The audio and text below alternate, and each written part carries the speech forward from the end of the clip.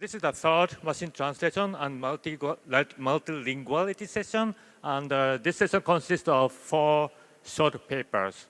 And the first talk is about understanding data augmentation in neural machine translation with 2 perspectives towards generalization.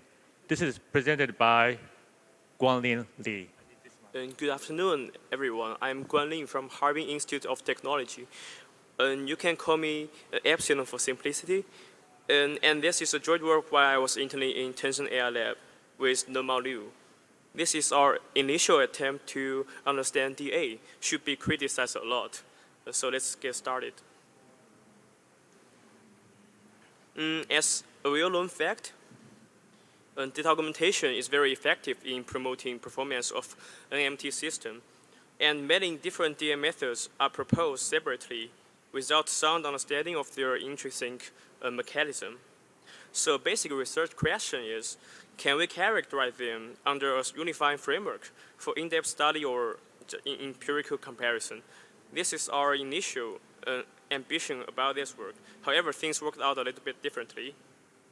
The performances measured by blue show inconsistency across different DA methods. Then we ask the following question. What benefits does DA in general obtain? Can the benefits be consistent across different translation tasks? As a solution, we can use generalization measures in recent deep learning theory to depict the intrinsic property of the learned model. As a brief look at the different DA methods we investigate in our paper, a caveat here is that we only investigate DA methods for augmenting bilingual data without extra monolingual ones. Formally, we can regard DA as a training paradigm very similar to maximum likelihood training, right? DA does not use the empirical joint distribution, but the generalized one, Q. And we can further decompose Q into 2 components. And the first component is the empirical joint distribution, and the second one is the augmentation distribution, and with an alpha as the mixture coefficient.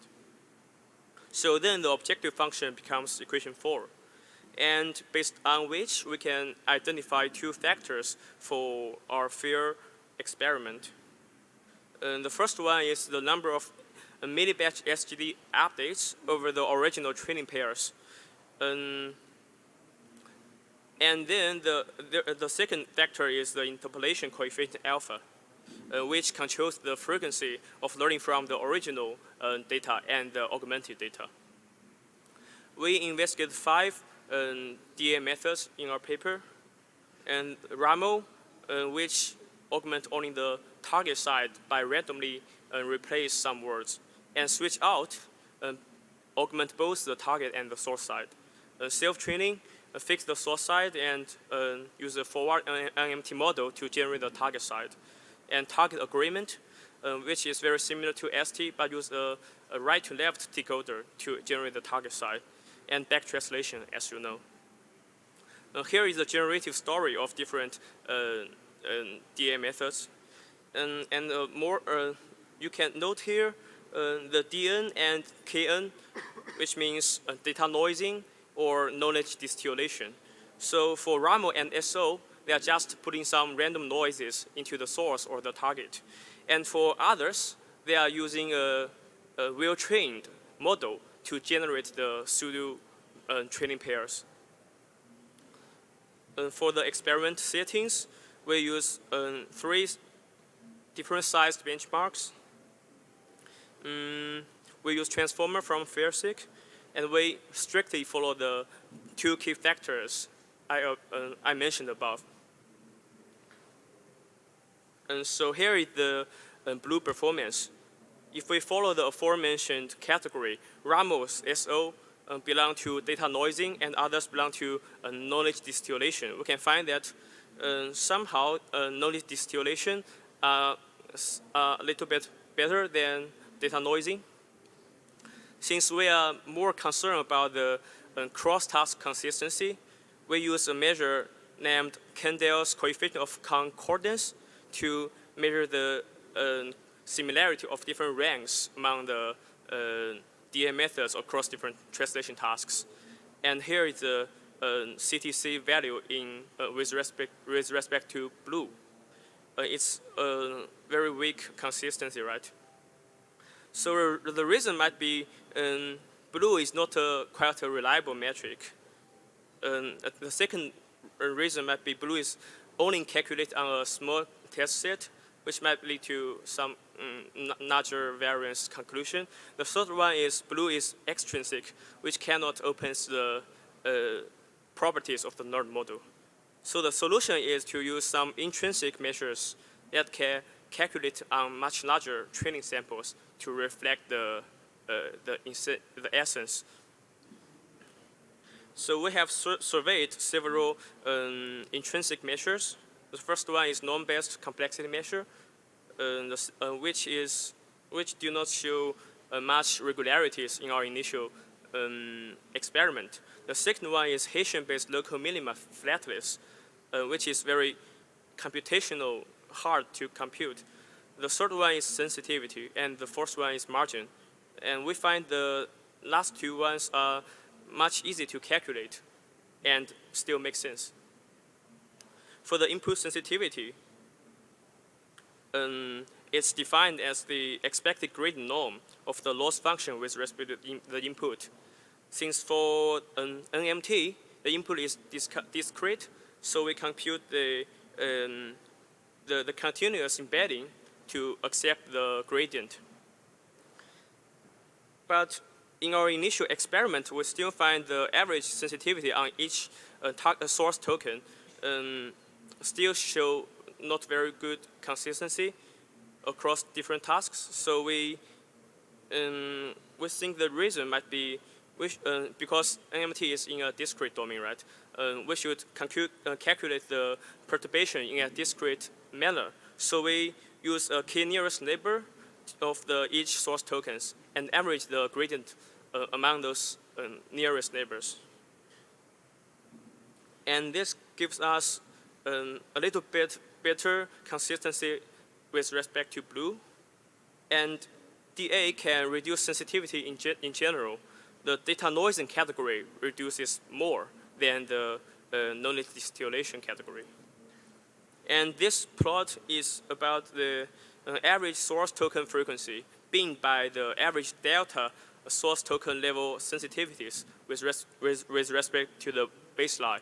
And you can find that for much lower frequency tokens, the gain is much more. For the prediction margin,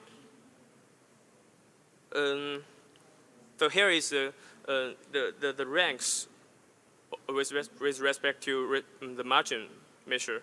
You can see it's far more better than blue and input sensitivity. And you can also see that data noising category lead to a smaller margin even than baseline, but knowledge distillation category lead to much larger ones. So here is the same philosophy graph as the input sensitivity one. So as a conclusion, DA methods mostly reduce input sensitivity or improve prediction margin of the learned model. Intrinsic evaluation of DA methods should just be at the beginning to achieve DA with controllable learning effect. And the analyzed DA with respect to data noising or knowledge distillation may be a correct way of reliable research. So this is our conclusion. Thanks for listening.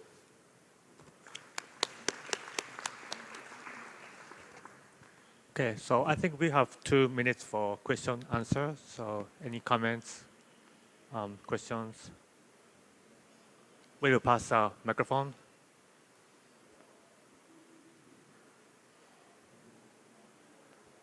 Okay, so my question is, I think it's interesting to apply it for analyze data augmentation, but can we apply similar analysis to different kind of experiments, like different models, comparison or different comparison?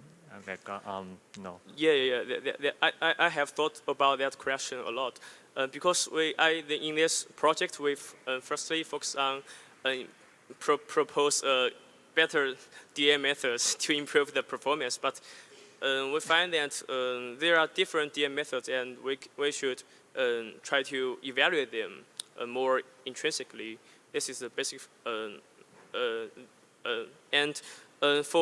because there is a paper from DeepMind which use a behavior suite of different measures about reinforcement learning algorithms.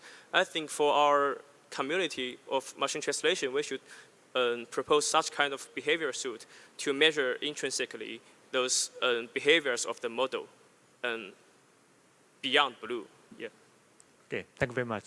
Thanks. So if not, so thanks our speaker again.